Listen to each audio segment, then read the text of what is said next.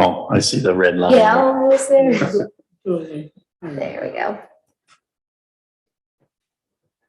Then record. Yeah, you got it. All right, you guys. Okay, welcome everyone to the Sunbury Parks and Recreation Committee meeting for December the 1st. Wow, December the 1st already, 2021, and it is about 5:32 p.m. Let's do a call to order. Go ahead, Olivia. Tim Ghost, Here. Cindy Cooper. Here. Dave Martin. Here. Thank you. Actually, that was the roll call. My mistake. I just did the call to We order. do what's best. Okay, let's go to the minutes approval from November the 3rd, I can make that motion. 2021. We have a motion for acceptance by Ms. Cooper. I'll second that. Mr. Martin with the second. Tim Ghost, Yes. Cindy Cooper. Yes. Dave Martin. Yes. All right, very good. Meeting minutes approval passed. Looking out on the audience here, I don't see any visitors, and I don't think we do Zoom visitors or anything like that with this, do we? No. Steve, we don't have that. Okay, so with no visitors, we'll go right into the old business section here. Let's talk a little bit about J.R. Smith. I know from the last meeting, we talked a lot about the security and with regard to keyless entry and some surveillance possibilities down there. Could you start with that, Steve and Olivia, and let us know where we're at? In terms of the keyless locks, what we want to wait for, a couple of those doors, it's evident that they're not really great. So we need, I think what we would like to do is have a contractor. We're coming up with a punch list based upon the last meeting I had with the Lions on, windows, floor covering, all the various items that are going to need to be updated or replaced or check, HVAC, the water heater, the one contractor said his opinion was those are probably original to the building and they probably reached their service life, or the offset between the efficiency you can now get versus those is probably sufficient, that they're probably in need of replacement. So we're coming up with a punch list, and I think that those, at least one or two of those doors may be on that punch list, just because we've got one that we had to basically bar shut today because the wood part of the jam was so decayed that people were accessing it through the wood jam part. Yeah, that probably were originals. That building was like 1980, mid to late 80s.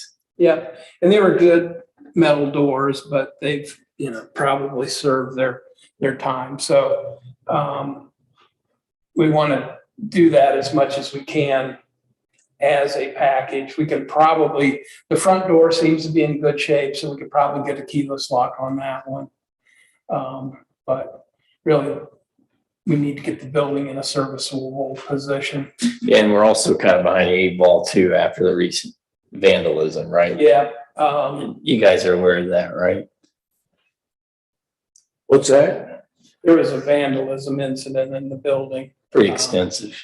Yeah, A couple, 2 weeks ago, maybe 3 weeks ago. probably closer to 3 now. It's in my report. You made a mention of vandalism. Yeah. Mhm. So, and I think at the last council meeting, the chief mentioned that. So. Yeah, you're right. And there was, if I'm not mistaken, there was 9 individuals involved apparently who have owned up to it. And I think 7 of the 9 are willing to, have already expressed an interest for restitution, right? Yeah. So, So maybe getting some help. yeah, In that regard. I think the case is either turned over or will be turned over soon. Chief can give you an update on that. But I went through the building a couple times, and the last time with the detective, because he had gotten, confessions. Well, I did this, or this person did this. So we were able to there was like a hole in the wall that I would have missed, that he said, this person said they did that. Oh, okay, so hold on. So I came up with an estimate of the damages that are gonna require restitution, painting the floor. There's paint on the carpet. The carpet was, well, you've seen the carpet. It was kind of getting toward, it was okay, but not great. Does it have to go through Sunbury's mayor's court to get all that? And is the magistrate on board with them? I think, well, they're presenting it to the Delaware prosecutor because Oh. some are minors. Okay, And forcibly entering a public property that's the next level up. That's not a mayor's potentially court be kind charged as a felony. of charge. So All right. I it's not got to you. say it will be, but it could be. Yeah. So, And part of that too has included some door damage that you just discussed, right? yeah, Possible. there's a little bit of door damage. There's graffiti, there's a couple of conference chairs where, somebody took a knife to them, just, Windows. it's just a lot of couple windows one too. window at least, because that's how they gained entry. So it's a matter of, that's gonna work its way through, and while that's happening, we're getting, our punch list together for, to get some contractors to tell us how much. I think the Lions are still interested in potentially participating, Mhm. but, Yeah, in terms of assistance, I think we'll have the Lions Club in some way, and then we'll have some volunteer possibilities with the painting and the restitution, whatever that will be. yeah. So, security system wise, we will have a security system in there. You've looked into Simply Safe and Tattletale Yeah, possibilities, right? yeah. I think we're gonna, Tattletale runs on a dedicated cellular. And right now they're working on the integration of cameras into it. They haven't rolled that out yet. We certainly want to have that. So if we wanted to have cameras and Tattletale, we'd have basically two ongoing costs, a cellular cost and a spectrum cost. So we're probably going to go with Simply Safe just from the point of view, it's one reoccurring cost to have communications into the building. And it also gives us that ability that once it's up and functioning more as a community space, we'll be able to, also provide a Wi-Fi pipeline there. One solution might be expand the municipal building, have the administration take over the entire municipal building, make the Lions building be the police department. Yeah, Both of those buildings. Yeah. they'd probably need both and more, but, what else is going on with you and the Lions building? Those are the main. The retaining wall work's underway. Oh, yeah, they made the wall safe by removing it. Have you guys seen that yet? No. No. It's torn out pretty good. It's just pulled back and, They didn't find Did they any set other a date issues. for did they? replacing it yet? no, they made the old, they removed the old wall to make it safe there so we don't have collapse. They adjusted the grade so that when they build the new retaining wall, it'll be backfilled with some gravel. Okay. And they didn't run into any unknown cisterns or anything. Yeah, I was like afraid of that. Was what was sitting Yeah. on top there. That's good news. Yeah. So they're just face fires like most contractors are working real hard to get their last paving and those kind of projects in, and the weather's working on them. This one is not weather, as long as it's not ridiculously cold, they can install these big blocks. So, On concrete, Oh, okay. right? so they'll probably, So they're not pouring concrete on site. They're, no, okay. they're a prefabricated, engineered block design that they come in and lift into place. and build up from there. I would think that it'll happen in December. Yeah, Sometime by the end of this year, hopefully. yeah. Good. I'm just glad we got a collapse situation out of there. Yeah, so we've solved, we have a safe area now. Well, unfortunately, though, that opened up. There was a security fence there, so there's now another door that they can try to attempt Yeah. to have entry through. So those are the main things. Yeah, we were talking before the meeting started briefly about the bleachers. Oh, yes. So, The other thing I want to, just the last thing I mentioned about the building is Brad's folks went in and winterized it for this year because we won't have heat in it. build 2 buildings. No, the Lions building. Yeah, just the one line Yeah. building. Okay. He's been in there and Yeah. drained the plumbing and Yeah, they winterized. does he does that every year then, right? I think they've left the heat on Oh, at a minimal level before. When I was village administrator, we did not. We went in and winterized the building every year. okay, good. So we have though, so hopefully we won't have any surprises for that. So bleachers wise, the last time we talked, we needed to get an idea from the football folks, what capacity of seating do they need? And I'd sent an email to our contact there to say, can you give me an idea of that? And also broach the subject of, and when we get to that point, would football be willing to participate in it? So they're having a meeting soon to talk about participation, but I did not get back from him. They need seating for 60 people or they need seating for 100. So I'm pushing on that. And the other thing I asked him was how enamored and are they with the press box that's there, just because it's kind of an attractive nuisance. And literally one day I was coming down the street and the bus stops there, some young people get off. They go A right. couple made a beeline right for that and up the thing I go. Yeah, yeah. So I think there's probably not a need for a press box. That was probably back when it was the full community's football facility. So If there is, we have to work with them and Yeah. figure out a way to mitigate yeah, the exposure out there and block off the desire for kids to want to climb it in some way. So I don't know. We used to have, as I recall, a locked gate or something or door did it have a door? several years ago. Yeah. I think, didn't Dave? But they vandalized that. We couldn't They keep it in actually place. had a because- steel panel Yeah, that covered the ladder rungs that was on hinges. that's It right. had to be unlocked and swung out of the way to climb the ladder. That's what it was. But kids would bring And step like- ladders down and get up above it and then climb up from there. They kept finding a way around. Yeah. Whatever it was, we And would try. whatever they tried to do with it, it just didn't work out, so. All right. So that's what's going on with bleachers. Okay. The bleachers on the opposite side of the field, Mhm. I don't know if they still play teams from away or not.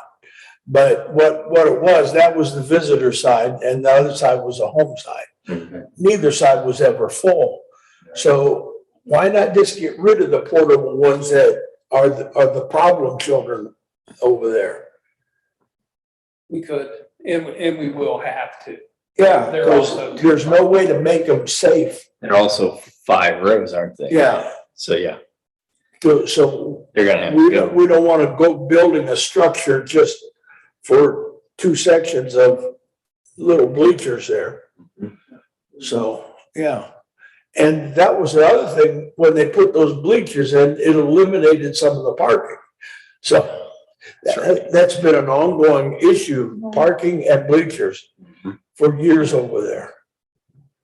I sense that we have a lot of interest for those folks to cooperate with us now, quite a bit. So that's a good feeling, and I'm sure we'll get something done.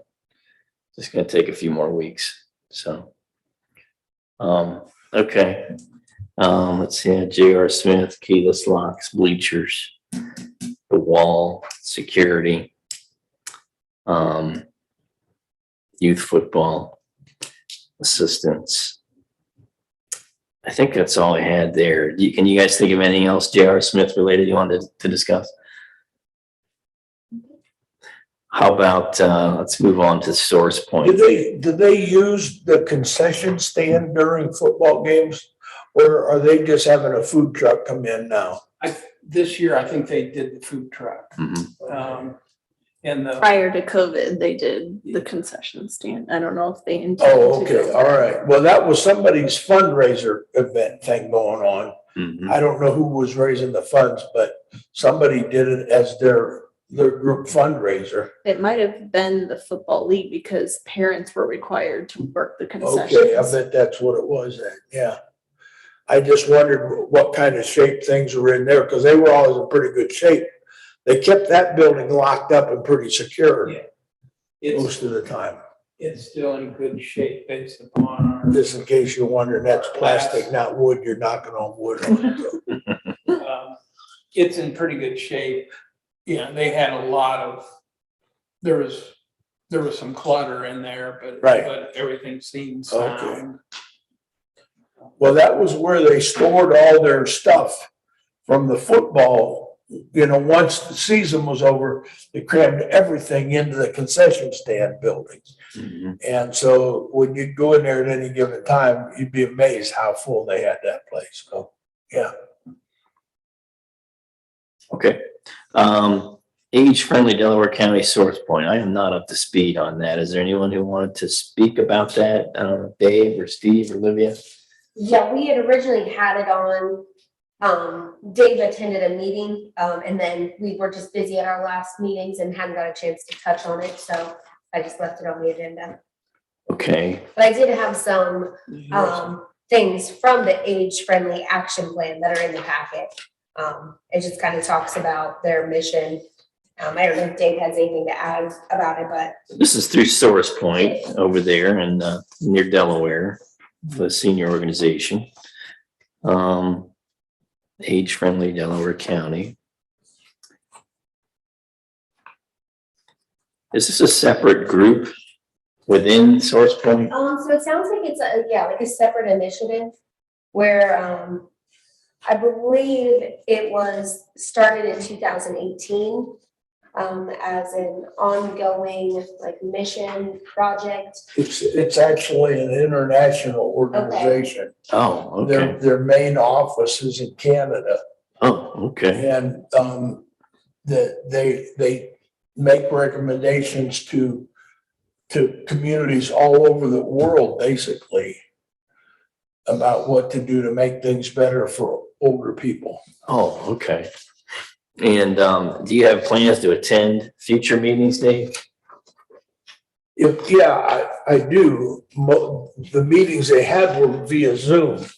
Okay. So, but I don't know if they're having other ones coming up or. Have they engaged us or come to us in any way? Who is it? This is Jackie Hay, with Source Point. So I had to sit down with her Oh, okay. where we talked as well. I think she, knew Dave and, so just reached out and she just gave us, this stuff here just to give us, basically it's just to put it in like the forefront of your mind when you're making plans that, these are simple things that can be done that can go a long way to help an aging community, which, she talked about how Delaware County is going to have far, a lot more seniors than it will young people in, coming up very quickly. So these were just different ideas, different things that communities can do to, like I said, just kind of do little things to make big impacts. Yeah. Jackie is real involved with the Sunbury Galena Rotary. Yes, yeah. Also, and working with them to try to get some stuff going as far as senior programs and that kind of stuff in the community. So. Okay. I would love to have her. Maybe we can invite her to our next parks meeting. Absolutely. Could you reach out to her? Yeah. So that'll be about a month from now. So. Yeah, because we were talking, we had also talked about, the volunteers program that we were doing. And she had a lot of good resources, talked about how the Big Walnut has like Eagle Examiner, like a newspaper. Mhm. She was saying that was a great way to get information out to people that aren't always online. So that was a great, I didn't know that exists. She said it went out to everybody in Big Walnut Yeah, District. I So think it's, that was a it's great- once a month. I see it in the mail and Yeah, I don't know how often, it's a but paper. Yeah, yeah, but it and she comes, said- you know. I do read it. She Most said it's of a it. great resource, and I thought, well, that would be good for, that could be great for us to get information on if needed. Okay, well, let's have her, if you could reach out to her. Jackie, what's her last name? HAIGHT, GH. hate, just like the word hate, HATE, huh? Yes, right. I would hate to have grown up with that name. Oh, boy. Okay. All right. Very good. Then we had something here on new. I don't think we had something. I think that's it for all I had today for old business. Did anyone else have anything else? Okay, we'll go to new business, and I see we have the Brownie Troop 4803. I Yeah. think a thank you. Yeah, we had our first volunteers help out with the Senior Leaf Program. So about. Oh, I think I saw that on the Facebook. Yeah, You had- so we've had That's right. the volunteer platform on the website alive for about a month now. So we got our first volunteers. So we wanted to recognize them. So that would be Brownie Troop 4803. That's right. Yep. So they went out, they raked 2 different yards for the Senior Leaf Program that we had started. So yeah, we got first ones is pretty exciting. Excellent. Shout out to Brownie Troop 4803 if you're out there. Thank you. Awesome. Okay, the other item we have here is the 2022 Parks budget. I just provided this to you informationally, Mhm. just to show that we are starting to, oh, this one didn't have that breakdown. Oh. And I left the other one at home. Oh, I see how she's got it. We do have, we've programmed in $385,000 for the parks budget next year. Mhm. And a lot of that has already been spoken for because it's 2 phases of the multi-use trail. Yes. And it's also the money that we'll have to match for the Reservoir Park Nature Works grant. Mhm.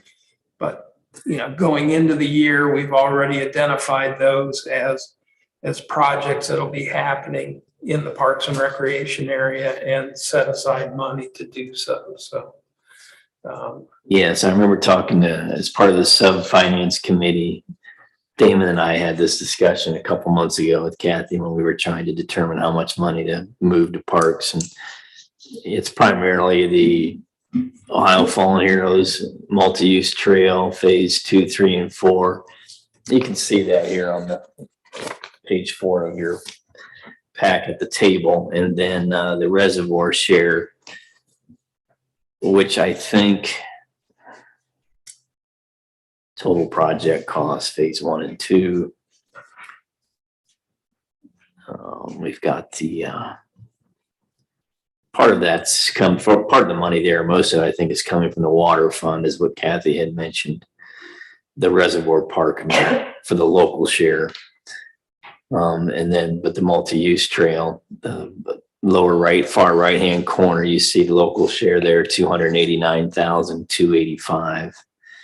Total project cost, you see it there in the middle of the box, $538,515. That's for all 4 phases of the trail once it's completed.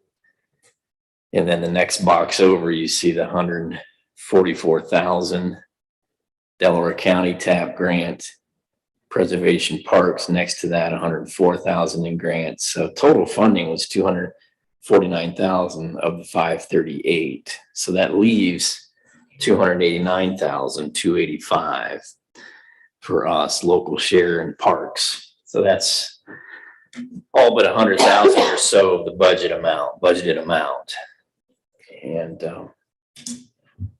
so that's why we have that number there in the 385, right, Steve?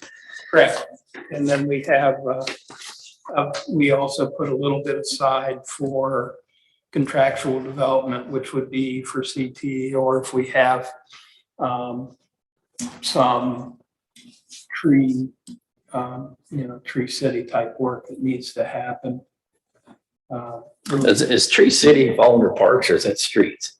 You are the tree commission in terms of how Tree City looks at it. Our Parks Committee is. Based upon last year's application, that's what it says. Okay. And we'll try to bring in more of that. I know we, at one point in time, we had that tree commission or tree committee. Yeah, That's no it was longer. a separate committee, yeah. It's been folded into Parks and Rec. Okay, excellent. Any questions, anyone? Any other concerns? Issues? All good? Okay. I don't have anything further, so motion for adjournment, anyone? I'll make the motion. I'll second. Second by Ms. Cooper. Any discussion? Ken Ghost, Go ahead. Yes. Cindy Cooper, Yes. Dave Martin. Yes. Meeting adjourned. Thank you. Thanks.